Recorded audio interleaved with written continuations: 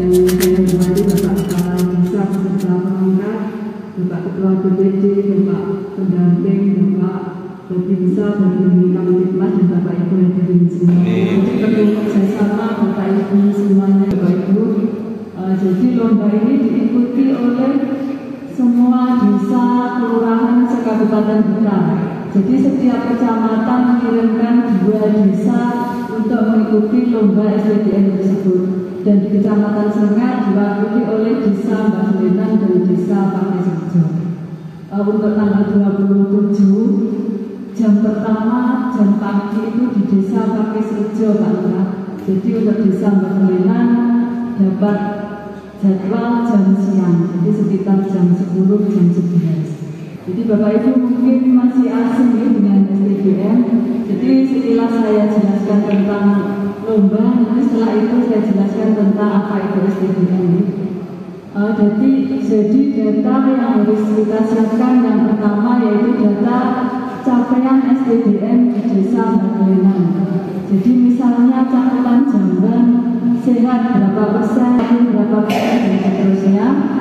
Kemudian adanya kebijakan dan dukungan dari desa maupun SK dan himbauan. Kemudian kegiatan-kegiatan terkait masyarakat dalam melaksanakan SDGM. Nah ini Bapak Ibu nilainya yang paling tinggi adalah peran serta masyarakat terkait SDGM.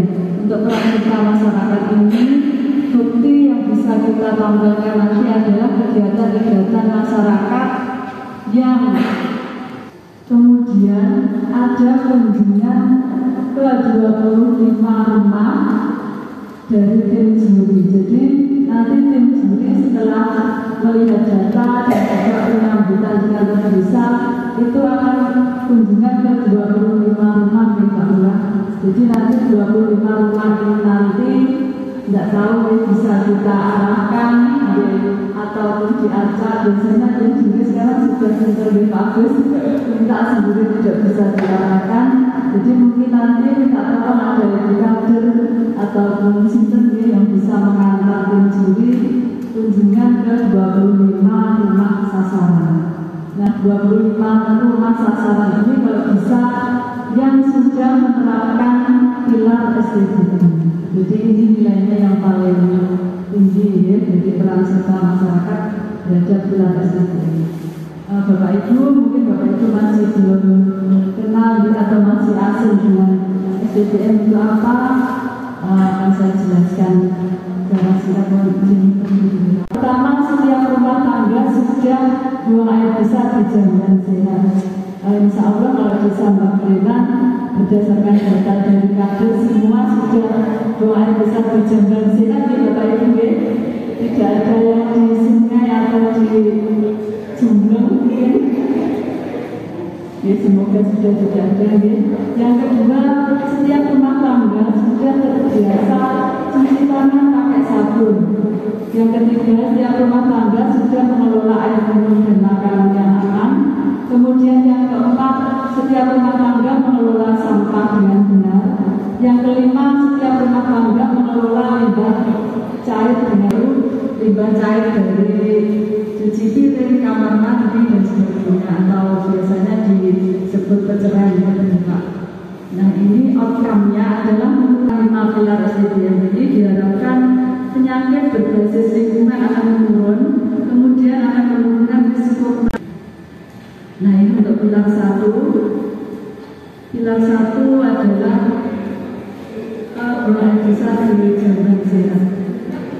Nah kalau ini di bukunya tidak ada di Bapak Ibu.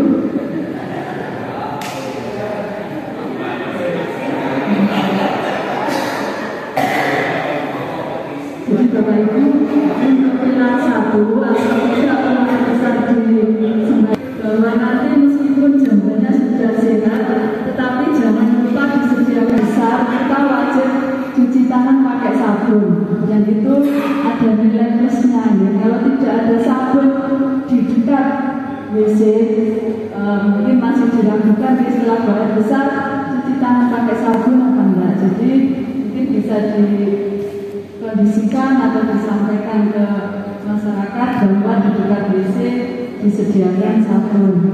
Kemudian jangan lupa karena musim penghujan, nanti tim pasti juga melihat air yang tersedia di jamban, air jentiknya apa enggak? Nah ini gandengannya, jadi sabun dan jentik. Mungkin itu yang disiapkan untuk pilar 1. Ini tidak hanya Pak Agus, ini Pak Agus. Nah kalau jamban sehat itu tidak harus leher angsa atau WC duduk di Bapak Ibu, seperti jam masuk ini sudah dinamakan jamban sehat. Itu ya, jadi untuk pilar 1 tadi yang disiapkan kebersihan jamban, kemudian pilar 2 yang saya hormati Bapak Kepala Desa beserta perangkat, Bapak Ketua DPD, Bapak pendamping, Bapak Babinsa, Babin Kamtipmas, dan Bapak Ibu hadirin semuanya. Cuci tangan pakai sabun, saya kira sudah setiap rumah tangga sudah menyediakan tempat cuci tangan, jadi tidak wajib ada, dan jangan lupa disediakan sabun juga. Terdapat sarana cuci tangan dengan adanya sabun dan air yang mengalir. Tangan dengan sabun ini dapat membunuh kuman dan bakteri yang ada di tangan.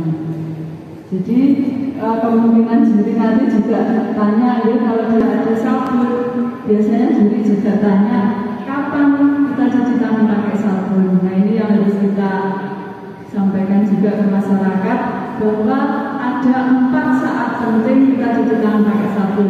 Baik besar atau kecil, sebelum memberi makan bayi dan setelah memakan hewan. Nah ini minimal masyarakat bisa menyebutkan 2 saja saat cuci tangan pakai sabun, itu sudah bagus ya. Air mengalir dan sabun. Air mengalir ini tidak harus di keran Bapak Ibu, bisa menggunakan itu, yang penting airnya mengalir dan bersedia sabun. Ini untuk pengolahan makanan dan air minum. Nah ini biasanya juri itu melihat ke tempat ini meja makan gitu Bapak Ibu. Jadi minumnya harus dimasak, kalau tidak dimasak bisa juga beli air galon ya sami atau air sirulan, itu boleh tutup. Dan tempat dan alat makan bersih, pengolah makanan berperilaku bersih, tempat penyimpanan makanan bersih dan tertutup, kondisi makanan bersih. Jadi yang perlu kita sampaikan ke masyarakat untuk pilar 3, minuman dibuat di tempat yang bersih. Meskipun air terlihat bersih, namun air belum tentu bebas dari kuman. Nah untuk itu air harus direbus dahulu ya Bapak Ibu. Karena kita tahu air sumur kita itu ternyata hampir semua air bersihnya tidak memenuhi syarat ya. Jadi bakteri koli itu sudah melebihi ambang batas. Ini mungkin karena banyak pencemaran mungkin di Padus. Kalau dulu kan jauh dari septic tank, jauh dari tempat sampah. Kalau sekarang semakin banyak rumah, mungkin pencemaran juga semakin banyak. Oleh karena itu Bapak Ibu untuk mencuci sayur dan buah yang langsung dimakan sebaiknya pakai air matang ya, untuk mencegah bakteri koli yang belum mati tadi. Terkait pengelolaan sampah, ini yang perlu kita siapkan. Setiap rumah tangga diharapkan memilah sampah Bapak Ibu ya. Mungkin Bapak Ibu sudah tahu ya, sampah basah isinya apa saja.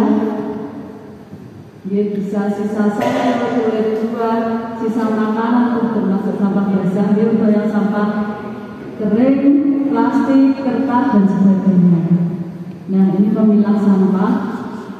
Nanti untuk 25 rumah yang dikunjungi tim juri itu tempat sampahnya ada 2 ya. Nah ini yang kita lakukan untuk mengurangi sampah kering. Jadi kalau untuk sampah basah gampang ya, nanti kalau ditanya juri sampah basahnya dikemanakan, nanti bisa dijawab di mana itu, di Jogjangan atau di Kubur bisa ya. Tetapi untuk sampah kering untuk yang sampah kering nanti bisa didaur ulang, bisa digosok, bisa dibuang ke TPA. Tanya tim juri, sampah kering dikemanakan, jangan sampai bilang dibakar ya, Bapak Ibu ya, karena itu sangat mengurangi sampah plastik. Kalau gosok, didaur ulang, dibuang ke TPA, gitu ya. Nah kalau bisa 2 hari sebelum hari ini dampaknya, dan ini nanti bisa terjadi di wilayah kita. Kalau sekarang kalau setinggi Candi Borobudur itu di Jakarta. Kenapa kita tidak boleh membakar sampah? Nah ini di air juga menyebabkan pencemaran air, di tanah juga ya. Jadi hindari membakar sampah plastik dan sejenisnya. Kemudian mengubur sampah anorganik atau plastik, membuang sampah ke badan air, selokan, sungai atau laut. Itu ya, daur ulang ataupun menggunakan kembali sampah plastik yang bisa digunakan. Ya paling tidak nanti saat ada tim juri di rumah itu minimal ada 2 seperti ini ya. Dipilah sampah basah dan sampah kering. Tempat sampah tidak harus bagus nih Bapak Ibu, bisa dari karung, kardus atau apapun, yang terpenting ada pemilahan sampah di rumah tangga. Ya bisa didaur ulang seperti ini.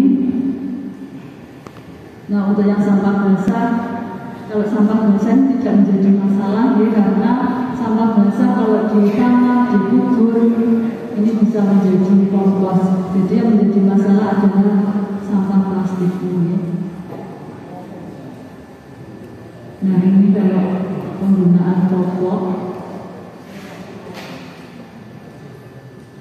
ini contoh-contoh dari rumah. Nanti mungkin nah untuk sampah plastik yang tidak bisa digosok, kalau botol aqua tadi bisa digosok ya. Tetapi untuk sampah kayak bungkus permen dan lain-lain, ini bisa dibuat ekobrik Bapak Ibu ya. Nah ekobrik ini seperti ini. Jadi sampah plastik dipotong-potong, kemudian dimasukkan ke botol aqua, terus dipadatkan menggunakan kayu atau besi. Nah ini bisa menjadi hiasan rumah, bisa menjadi hiasan dinding, bahkan bisa menjadi bangko Bapak Ibu.